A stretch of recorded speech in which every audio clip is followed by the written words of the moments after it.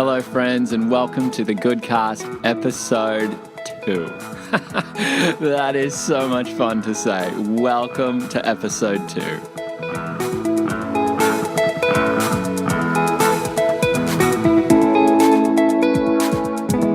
Today we actually are going to sit and hang out with Lovell. I got to sit with her a while ago.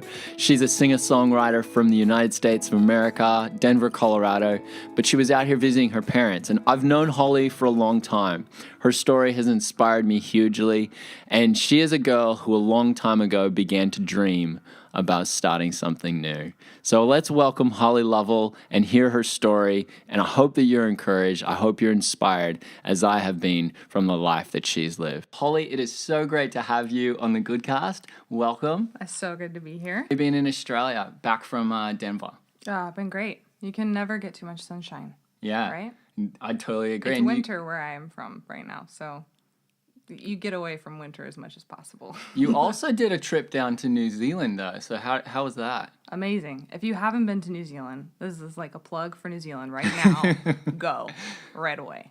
I've not been yet. I saw your photos, though, and the happy birthday video. Thank you for that. Yeah, you bet. So, Holly, when you grew up in America, in Denver, yes, and what was it like growing up there? Because you've also lived in Australia. What was it like growing up there? Yeah. So I was only in Denver until I was 12 years old. And then my family kind of made a group decision that we were going to move to Australia. Kind of on a whim. We didn't really know what was waiting for us there. But it just kind of was a really big gut feeling that we felt like God was calling us to another country.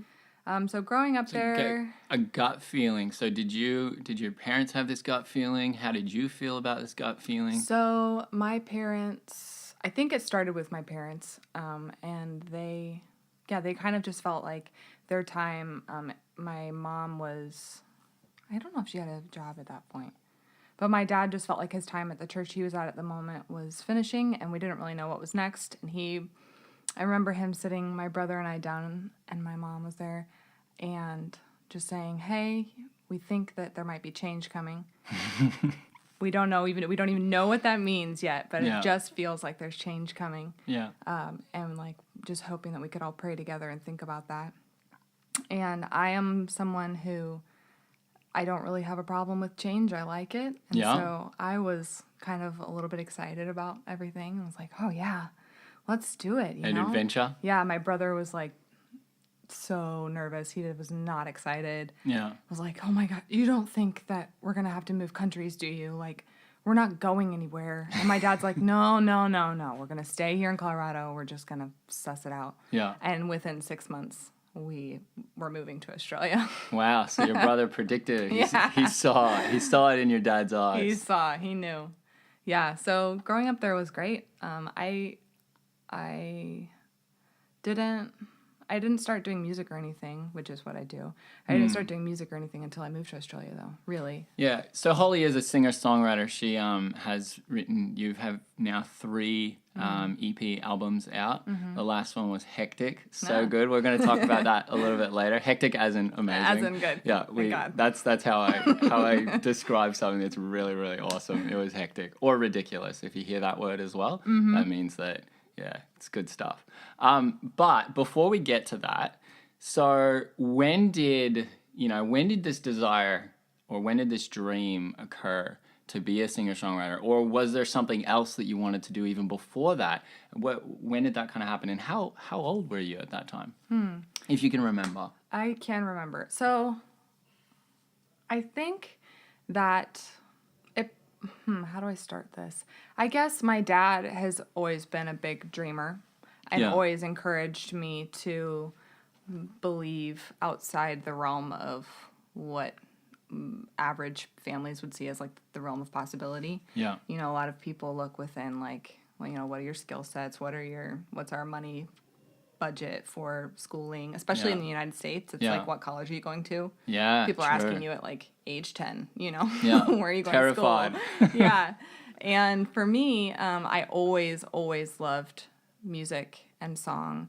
Yeah. And always loved performing. I always loved being the center of a group's focus and attention. Yeah. But I was... Were you one of those kids who would have that little pretend microphone? Oh, yeah. Yeah. Would put on shows. I would take any Yes. opportunity I could, but I was terrible.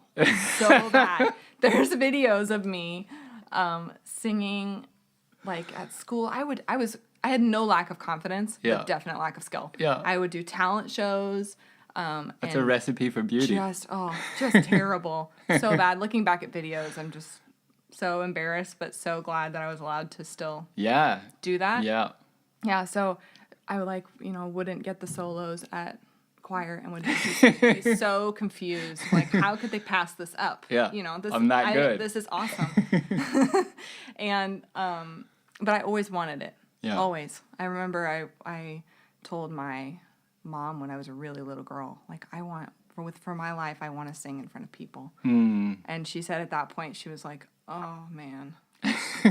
Because your mom has a bit of a background in singing as well. Yeah, my mom is a beautiful, beautiful singer. And my grandpa, too. They're singing in my family. I just didn't get it at that point. So at that point, they were kind of wondering, how do we break this to her? I had so much desire to do it and all the confidence, but no skill. My mom said she used to sit in the front of the car and listen to me sing and pray. Oh, God. All she wants to do is sing. Please, please give her a voice. Like, that's all she wants. Yeah. And... so, like, I think I had the desire then. I had, like, the inbuilt just, like, love of that. But it kind of got solidified over time as, like, a real thing I was going to chase, especially so we moved to Australia when I was 12. Yeah. And... So the desire was there when you were 12? The desire was there, but it was more just, like, wow, I really like being on stage, and I have no problem taking that type of risk. Yeah.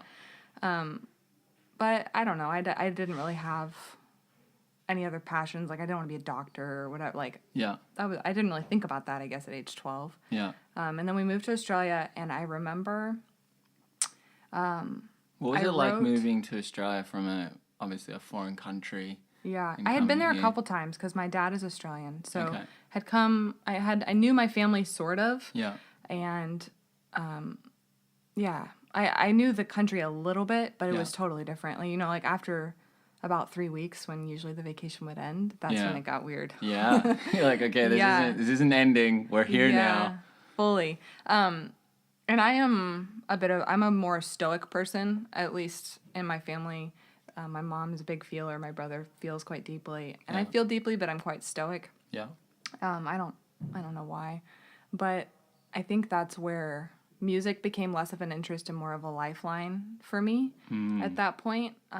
Listening to music. What do you mean by that? Became more of a lifeline? Because that's an interesting thought. Yeah. So, like, when I would listen to songs, they would tap into a place in me that I couldn't express with my words. My family could have these conversations about the way they were feeling. Yeah. And I didn't know how to do that. But I could listen to a song and know that that's what was happening in me. Or, like, if the lyric grabbed me in that way. And so I definitely grabbed onto music in a new way as far as a listener. Yeah. And then I started writing poetry. Mm-hmm. I just grew an interest in it. I think we did a school subject on it, and everybody was writing about, puppies and, like, things like that, and I had all these deep emotions, and art was somehow how I got it out. Some of mine were all, like, so sad about leaving my friends or not wanting to be in this place I didn't understand anymore. And it was definitely, like, a much deeper experience for me than it was for most of my other 13-year-old kids. Because you were saying you're stoic, but in this moment where you did poetry and where you're listening to music, a softness, a vulnerability would come out. What was that like, though, to experience that for the first time? Like, almost like, oh my gosh, like, I can't believe I said that, or I can't believe I wrote that. It was, like, so freeing. Yeah. But I also, that at this point I'm just writing poetry. Yeah. I don't sing yet, really. I don't write my own songs. Are you still doing performances in the living room? I'm outgrowing that because I'm like 13 and I'm too cool to do that You're kind of anymore. like, okay, yep, I hear what you're saying. Yeah. But I'm definitely interested in words, and I remember I would go into, like, this little closet and write with, like, a candle. Like, I was so melodramatic, but I would light a candle and I'd write, and that would be like, oh, yes. Why the closet? Because it was hidden from... Just to get away? Yeah, I think early on it took me so much effort to find out what my emotions were or where they were that I really had to, like, I was melodramatic, but it was in an attempt to really figure out what was happening in me. To quiet and, like, almost quieten everything else. Yeah. Wow. I wanted it to be dark. I had to really focus, and then I would know. I would Yeah. know what I wanted to say, or I really love metaphor, and so the metaphors would come. I would feel like an image would describe the way I felt or something. Yeah, and so it kind of stopped at poetry for a little while, and then I remember seeing a girl playing guitar. I just walked past, like, I think it was like we were staying at a hotel, and I walked past one of the rooms, and a girl was strumming guitar. And my dad had always played guitar, and we had guitars around the house, but for some reason, I had never considered that girls play guitar, which sounds so ridiculous. Were there many girls in your life growing up, though, who play guitar? No. Okay, so it was Probably almost none. seen... I probably did not know one girl that played guitar. Wow. So maybe as a child you just thought, well, that's something guys do. And maybe guess. girls, because your mom sang, maybe girls just sing. Yeah, girls just sing. I took a little bit of piano, but I didn't really like it. I don't know. So when you saw this girl playing guitar, you started just ticking away. Oh, yeah. Yes. Then I went home, and I asked for my dad's guitar, and I asked him to teach me a chord. I learned one song. So he was just like, yup, for sure. Oh, yeah. So good. He taught me a chord. And then I was so independent and like, this is my thing, that I taught myself the rest of the chords. Yeah. Started covering songs I liked. Yeah. And I guess the rest snowballed from there. Wow. Yeah. So when did you have your first guitar? Like, did your parents buy you your first guitar? Yeah, they did. They got me my first guitar when I was 14, I would say. Maybe 14.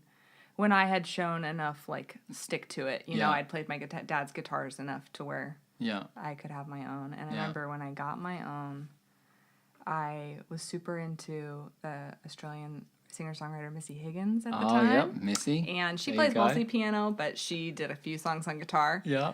Oh, yeah. Big, I was like, big Missy 14-year-old, huge Missy fan. Learned every one of her songs. And I think one of her songs, or maybe another singer-songwriter, Patty Griffin, but either one of the two, I was covering it in my room. I was trying to learn the guitar, learn the chords, and learn the lyrics and sing it. And I remember my dad walked past my room, and then he stopped and took a double take and came back and looked at me. And he went, Donna, which is my mom's name. Yeah. Calls her in, like, walk in, and I'm like, hi, guys, like, what's the deal? And he's like, do what you just did again. Wow. And I was like, well, okay, and so I'm singing, and my mom's getting all emotional, and I'm like, thinking, wow, like, this is awesome. But later I realized it was because it was, like, the first time they'd heard me sing on key. I had, like, somehow a mix of picking up an instrument and also I think just maybe all my mom's prayers. I don't know, something unlocked, and from then on I understood how to sing. So you never... It just changed. No vocal lessons, no training? Never. I just sucked, and then I didn't suck anymore.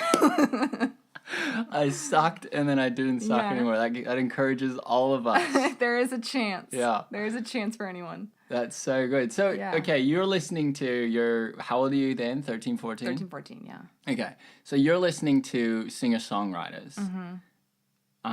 Bit different. Like, I know I wasn't listening to singer-songwriters. I was listening to Blink-182 and Green Day and that kind of stuff. Yeah. I may have written my own songs as well, but they were rubbish.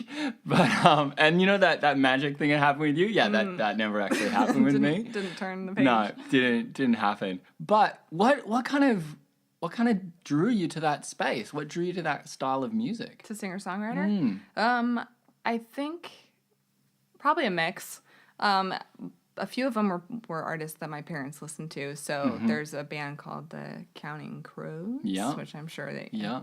My dad was a huge fan of theirs, and he's a great lyricist. Yeah. And my mom really loved this female artist, Patty Griffin, who's also known as a really, really great lyricist in, like, the folk world. And I think that there's something in me that I didn't need to be taught about lyricism. I already understood it from a young age, and so I think that I never really had much patience for music that I felt like wasn't saying anything. So not much patience for Blink-182. I guess not. I don't know. Like, I can get into, like, a really fun song. I can do it. But as far as the space I was in there of Yeah. looking for artists that inspired me to, I was shaping, I guess, my craft at that point, and Yeah. those are the ones that So you listen I to felt music like- that took you somewhere. yeah, Yeah. yeah, in the same way that I wanted to take people somewhere, I guess. It's really, really cool. Yeah.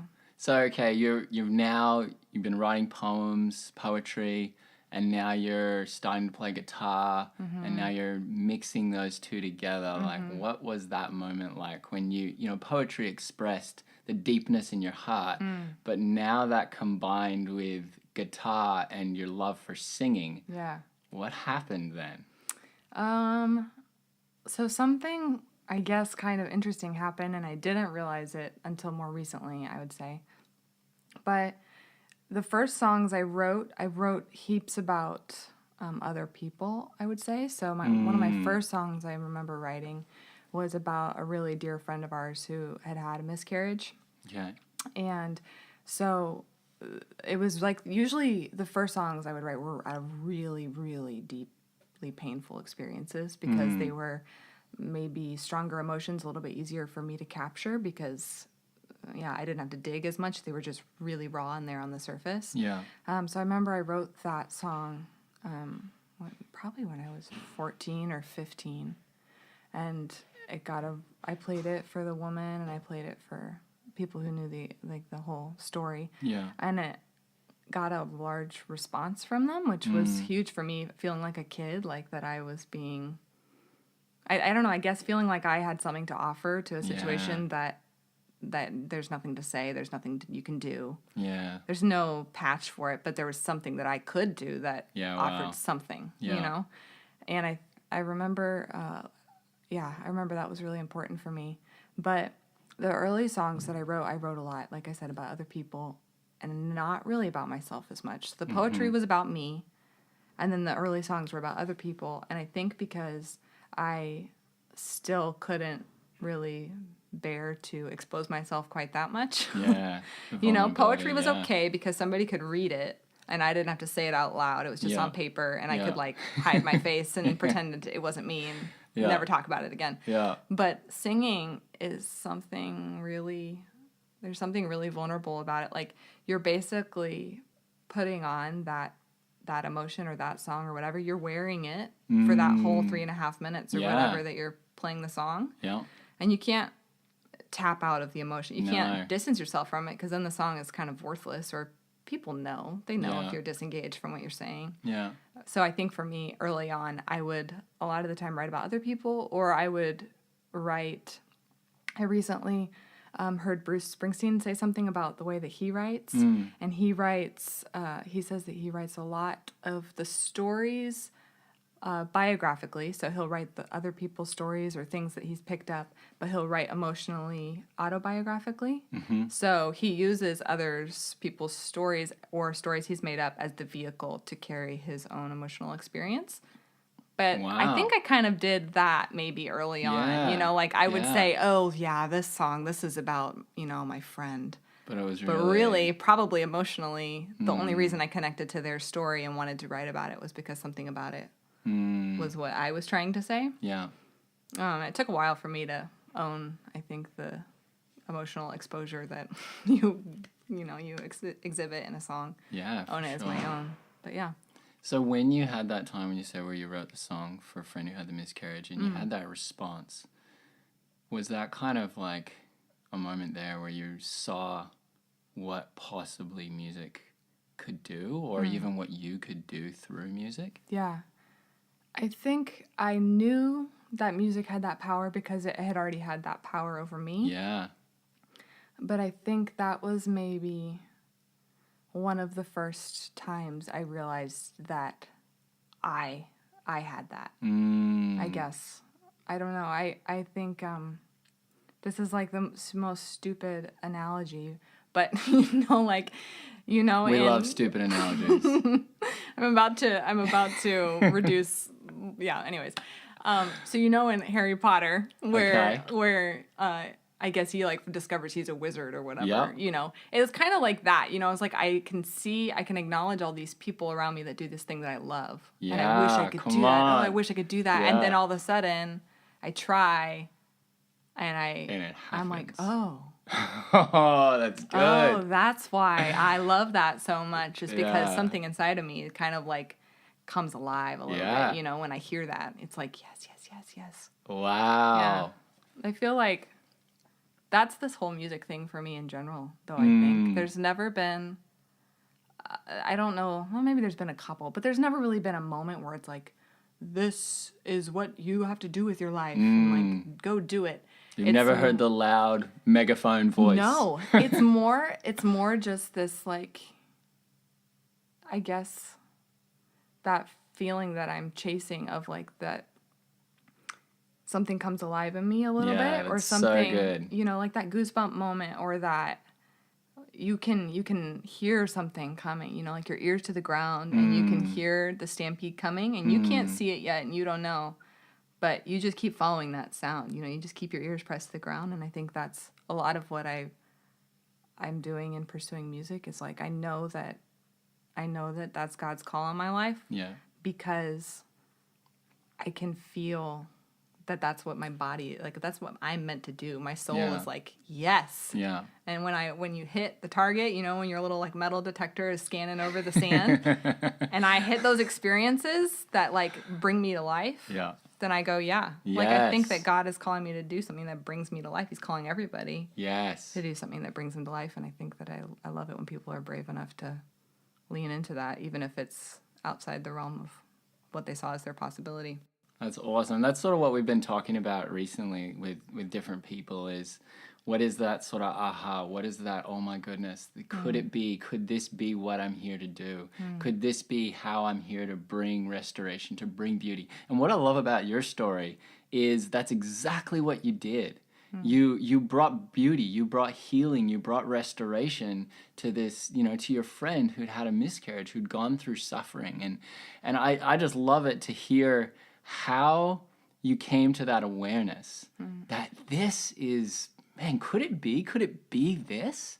It's okay, after that moment, and you realize, but then what happens? Like, okay, we have that awareness, but then how do we outwork that, and how do you face life's challenges? And were there expectations on you to do other things, or did you?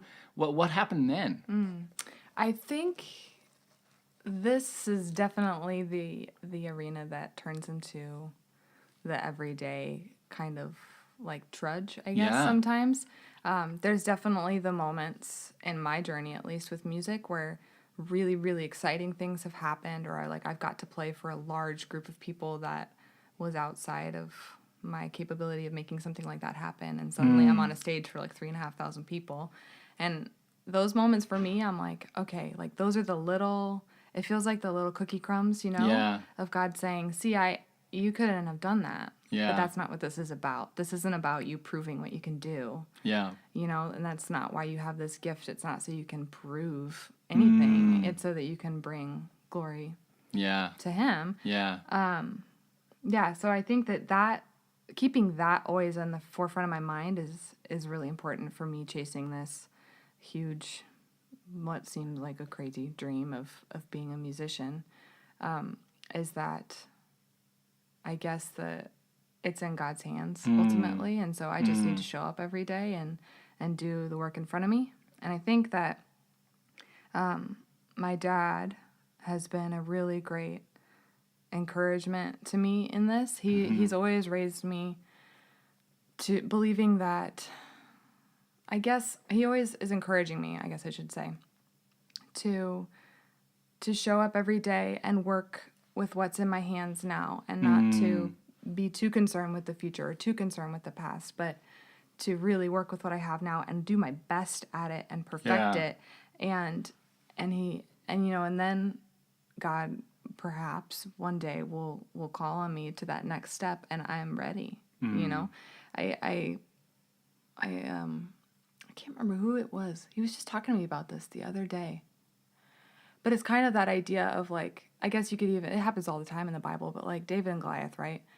David just happens to show up on this camp, and there's this giant that they need to, fight and kill and whatever. Yeah. And he's like, oh yeah, I can do that. And it's not like he just showed up, got called up, and like well, here goes nothing, you know? It's like behind the scenes, he was working so hard in his everyday life, getting no glory for it, and really dirty work sometimes, you know? Yeah. Just looking after sheep and, doing the everyday tasks, but God could use that in a way that was huge. Yeah. And I feel like that's the same for all of us. You just have to show up in your everyday tasks, knowing that the outcome isn't up to you anyways. Like you just have to trust the Lord, I guess, in that. That's how I feel. But still working towards that. Yeah. Which you've seen. Yeah, I guess it's just showing up every day. There's something that's really encouraged me and kind of challenged me as well lately is just the idea that you can't unsee what you've seen. And when you sang that song and you had that response, you can't undo that moment. You can't unsee the beauty that you brought. And it's that, I don't know, I feel like it's that thing that keeps driving us and keeps moving us forward. And I believe that God is there with us in that, just calling us forward, as you were saying, kind of like leaving these little cookie crumbs, but to not be able to unsee things. And I guess we really want to encourage people to when they have that moment and they see that, to what you did, you kind of like took a risk in that. So what was the risk that you kind of took that continued that path? Yeah. When I was, how old was I? 18, I guess. I had just finished school.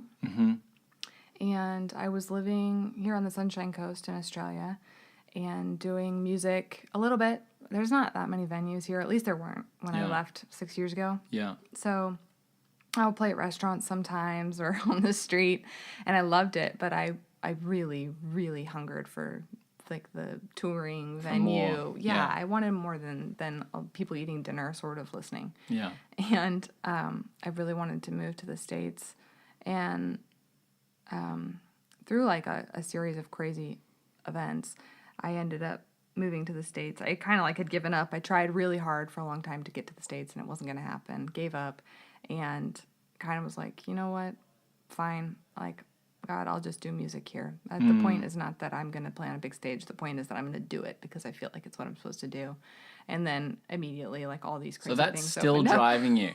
Like, you're not going, hey, I'm just going to give up. I'm just going to go to uni. No, I'm like, just there's not nothing interested. here. No. You're still just, I love that. This perseverance. I moved to the States. Tenacity. I hear people all the time in music, especially, in the arts, I guess, especially, I would say, are like, oh, yeah, I'll give it, this long. And then if it's not going to happen, it's not going to happen, then I'm out. Yeah. But for me, I just haven't even considered, however many years down the track. It's like, I'm not interested in putting a time stamp on this. Like, I'm in it. That's so good. Yeah. That's so good. It's not just something that's like, has this shelf life. If it doesn't happen by then I'll go to uni, or I'll go do this, or I'll go to... There is no backup plan for Holly Lovell. I think that I have heard before in my life that if you have a plan B, you'll end up doing your plan B. Yeah. Stick with plan A. That's good. I like plan A. So you went to the States? Yes. I went to the States. I showed up on your own? On my own. Then on my 19th birthday, I moved to the States, and when I got there, I was like, okay, I'm here now, I guess. I just started showing up at open mics and just anything really. Yeah. It's like, I don't know.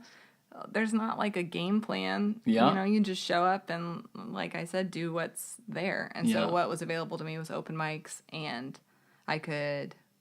reach out to other artists I knew or try and make connections, I guess. Yeah. Yeah, and just little bit by little bit, just pressing into it. Yeah. And was that where you recorded your second EP? That's where, so I had done a little bit of recording here, but the first official, body of work I put out was there in the States. Yeah. Yeah, this is, another one of those moments where I feel like another cookie crumb, Mm-hmm. Just, I love it when things happen that you couldn't have brought about for yourself. So we had old time friendships with a band based out of Denver called Fray. And my dad was some of their youth guidance council. I don't know, something like that. And there was just a small thread of connection there that I ended up hanging out with them a little bit, and Just hanging out with the fray. I got to play a show with them actually in Brisbane like a couple years earlier. It was like my first show, which was another cookie crumb. You know, just like these weird things. Wait. Go back to that cookie crumb. Because we heard about the cookie crumb where you performed in front of your friend who had the miscarriage. Yes. So now, little bit of a bigger audience, the fray. Yeah. Performing at their show? Yeah, it was their show in Brisbane. Crazy. Tivoli. Yeah. Okay. I was sick. 16, I think. What was that like? 16 years old, the Tivoli. That was another moment, man. I got up on the stage, and I think looking back, I see photos of the event, and it's kind of like that same feeling of seeing the video of myself at the talent show and being like, wow, I did not feel as small as I was at that talent show. Yeah. It's like looking back at the Tivoli. I was like, oh yeah, this is great. I could totally do this. Yes. And now I'm like, I don't know how they trusted the 16-year-old girl with her acoustic guitar and felt more comfortable with no shoes on stage. I love it. No shoes. Yeah. They invited Everyone me. belongs. Yeah, they invited me to come play, and I did. I played, and I remember that moment. The whole crowd was like quiet, which never happens for an opening act. But I think they were like, who is this child on stage about to play for us, you know? What is about to happen? What is this? And that was another moment where I was like, oh yeah, something in me is alive in this moment. Something in me is it.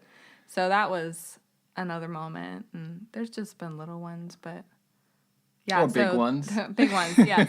Yeah. And so that's that connection, I guess, I recorded with their drummer is really a really brilliant producer. Yeah. And had some time on his hands, and I was like, I'm not going to ask him. That's crazy. I'm nothing. I just write songs. Nobody wants to work with me.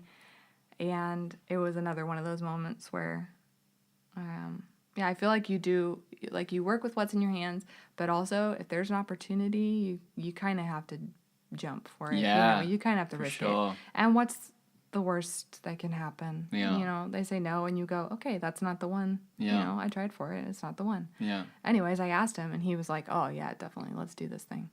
So I love that. Yeah, so I got to record that first EP and put that out, and slowly but surely, little bit by little bit, I just feel like it's progressing. But I don't know where it's going. I just know that this is what I'm doing. It's so good. Yeah. I think it's so good for us to be reminded that it never hurts to ask the question. I'm that guy. My friends actually find me annoying at times because I'm the one who's always like, hey, let's just ask. You're the ask the question guy? I'm the ask the question guy. Let's That's ask. Great. Yeah. I'm not. Yeah, no. I have to fight to be the ask the question girl.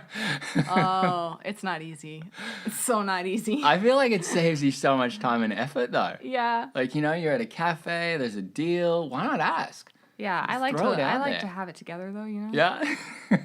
So like if it doesn't fall through, like if it doesn't go through, I'm like, oh yeah, whatever. Yeah, didn't I got even want this it. other thing anyways. Yeah. Whatever. Yeah, got someone else. Oh Don't yeah. worry about it. So to like put myself out there in a position that's really like I could fall on my face, that's not easy for me at all. So how was it then asking that question? Like, because that would have obviously taken a great deal of courage with you. Were you? Oh yeah, I was so stressed. Yeah. I was sweating. I was freaking out. But he's one of my dearest friends now, and how awesome is that? Yeah, and it's pretty incredible. Him and his whole family, they're some of my dearest, and that all, I guess it just comes from leaning in a little bit. Yeah. It's pretty cool. That's awesome. So what has happened recently? You did that second EP, and then things kind of shifted a little bit for your most recent album. Yeah, so my brother, he's also a musician, and he moved out to the States as well with a similar call on his life to just follow the dream. It's such like a big word. Yeah. Well, we're talking to the dreamers. I mean, but Yeah. I think everybody has this dream. Yeah. But there's things in life, maybe fears, maybe no's, maybe holdbacks, maybe not the right time yet. And these dreams can be different sizes. Yeah. Some, maybe it be just to to start a new hobby, to do something different. And so we've been talking to people who they have this same ideology. Like, hey, if this is a dream, why not give it a go? And so I appreciate the fact that your brother is in that same mindset. Yeah, so that story kind of goes, he had also just finished school, and he's like a fantastic drummer as well as many other instruments, but he had like auditioned and everything to get into the conservatorium here in Australia to study, and I had written him an email that had said like, hey bro, you know, I don't know what you're doing after school now that you're out, but I'm really hoping to put together a band. I think that's my next step. I'm not a solo artist anymore. I want a bigger voice. Oh. Would you come out and consider playing shows with me? I can't offer you any money. I can't promise anything. Yeah. But if you're in it, I would love to have you. Yeah. And he says that he opened up his computer, read this email, and my dad walked in from getting the mail and handed him his acceptance letter into to school. And it was like this very obvious choice, and he wrestled with it. And I think that sometimes chasing the dream looks like making the stupid choice. Yeah, sometimes in other good. people's eyes. Yeah. For him to say no to school, no to like a degree in what he's great at, and pursue playing in clubs with his big sister, you know, in a totally different country where he doesn't know anybody. That's kind of the stupid move, but also the brave and like awesome move that he made. Yeah, he decided to lean into the risk of it all, and so yeah, we're playing together now, him and I, and it's really cool to be in the same boat in that, you know, we have the same heart for this dream, this music thing that we're pursuing is like, it's a call in our life, and we don't really know where it goes in the end, but we're in it together. Yeah, That's so wholeheartedly. awesome. So cool. I bet he also is one of those people who, when he is drumming, that's when he's most alive. Yeah, he feels the same. The same little, I don't know what it is. Something.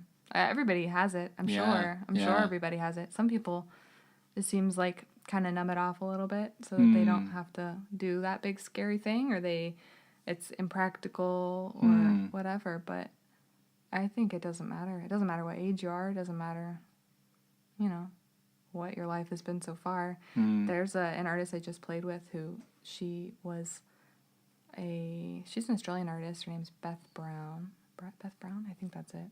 But she was working like at a doctor's office, fully trained in taking x-rays and reading x-rays, and she quit one day. I was like, no, I can't do this anymore. I need to be a musician. Wow. That's what I'm doing. And everybody at her workplace is like, are you kidding crazy. me? Yeah. Yeah. And she has had the most crazy opportunities open up for her just because she lent in, you know, lent into the mystery of what is this thing in me that is not fully satisfied in this x-ray industry that comes alive when I go see a live show, or that comes alive when I hear a song that connects to me. And the same with like artists, when they see a piece that connects with them, or I don't know, I think it can even come down to like people who start coffee shops, like, you know, like, what is that thing when they're in a coffee shop that they can't sit still because they wish they had what that is? Yeah. Like, that's not too big to reach for. Yeah. It's the thing. The thing. It's good. That's so good. Yeah. And you're continuing on chasing down that thing. Yep. Yeah. I don't know. I'm writing songs endlessly. I'm looking for opportunities endlessly. Well, there you go. If you're actually wanting to find out more about Holly, her music is incredible. It reminds me of what you're talking about. It takes you to a place. It takes you to a place kind of unexpected. There's a song you wrote, I know what the truth is, but I don't know what to do with it. And it's like, that's so, I don't know, I feel like that's your story. You know what the truth is. You know what this spark is. But it's like, how do I get there? Like, what happens when I get there, and what do I even do with it? But you are continuing to live that out. I love there's a quote. It's sort of been something that I heard recently, and I think it was by Susan David, and it said, "Courage is not the absence of fear. Courage is fear walking." I like that. I love it. It's Yeah. so good, and that is something that really speaks to me. And in even doing this podcast, it's scary, it's vulnerable, but you feel alive. You feel like you're contributing. You feel like you're about rebuilding and restoring and encouraging and inspiring. And your story speaks to so many people because everyone has that thing. Everyone has that spark. But what do we do with it? Yeah. I know what the truth is, but I don't know what to do with it. I don't know. I think those lyrics are right. Oh, I yeah, could be you got it. completely I'm wrong. very I really do. I love that song because I think that it's funny. It almost speaks to the fear that kind of stops us from pursuing things and holds us back, and anxiety, vulnerability. What will people think? What will they even care? Will this matter? But I know what to do, but I don't know what to do with it. But Holly, I love that you're doing it. Thank you. That you're pursuing it, and it's so encouraging to hear that you aren't giving up, and you're heading back there. Are you looking at doing another album, or what's sort of the plan when you get home? Home, Denver. How weird is that? Back to Denver. Yeah. Back to the cold. Great. Goodbye, Sunshine Coast. Man. When do you leave? Couple days. Couple days. Yeah. Any last things you want to do on the coast? I need to have another meat pie. Meat pie. I'll have as many of those as I possibly can. Yeah. I need to go for one last swim. Beefies? Yeah, Shameless plug for Beefies. Do it. Beefies. If you're ever... Is it a Queensland thing or... I think so. I think it is. Yeah. Well, come to Queensland, try Beefies.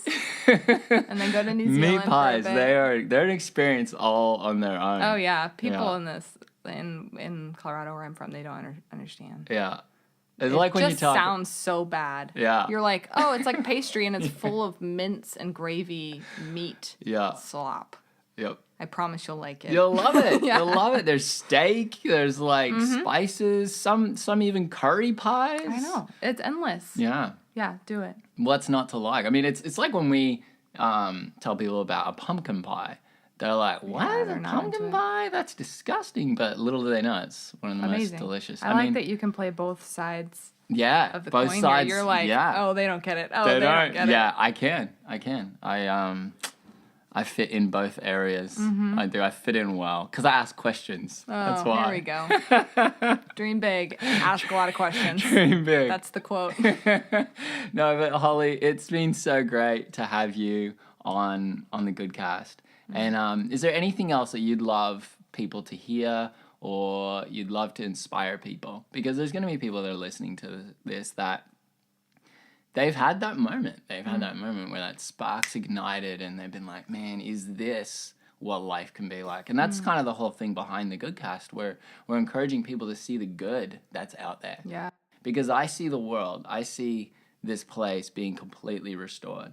I see humanity being repaired. I see humanity being restored. I see, this redemption within humanity. And I want to hear stories. I want to talk to people and encourage others to pursue that. Pursue those things that make you feel alive. Pursue those things that bring smiles to people's faces, that make people light up. And that's the coolest thing about what you do as well, is it's not just lighting you up. What happens when you engage in that is there's this magnifying effect or this amplifying effect that other people, they light up as well. So it's such a cool thing. But is there anything that you kind of, I don't know, if you had that chance to talk to someone that is maybe they're on the precipice of just falling over and diving into that risk. Yeah. What would you say to them? Oh, I mean, I feel like I talk to people a lot who will be like, wow, I could never do that. That's so cool you're doing that. I couldn't do that.